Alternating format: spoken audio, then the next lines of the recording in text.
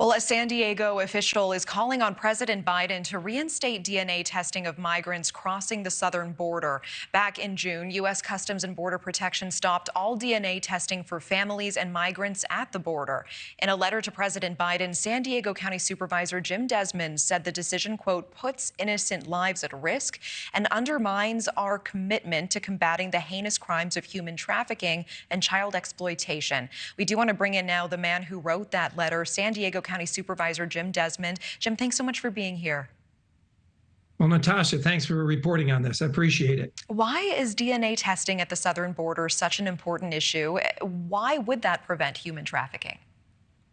Well, unfortunately, San Diego, we're in the San Diego County is in the top 13 of the places in the country as hot spots for human trafficking. And unfortunately, a lot of that human trafficking includes minors, which is terrible and horrific and should not be taking place.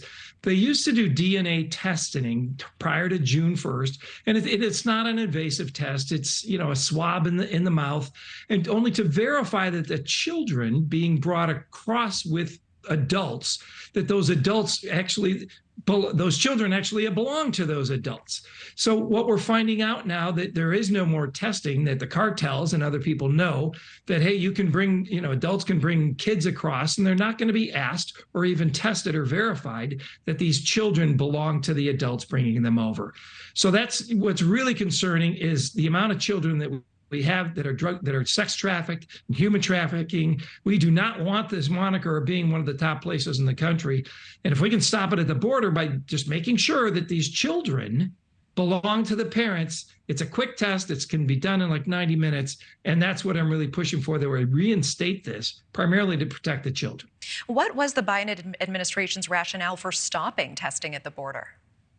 They didn't give one. I saw the memo that they wrote via the Customs and Border Patrol. All they got was just stop the practice on June 1st. The only thing I can think of potentially is, it's unfortunately politics usually gets in the way and is usually the problem in a lot of things. Even with all your other reporting, if we could just control the border and the border was secure and we could let good people in and make sure that bad people stay out, we'd have a lot less problems at the border. But I think it's because Trump instated this DNA testing. He put that in place to protect children from coming across and being sex trafficked. So he instated that. I think the only reason is, well, if Trump put it in, then Biden had to take it out, which I think is a ridiculous reason.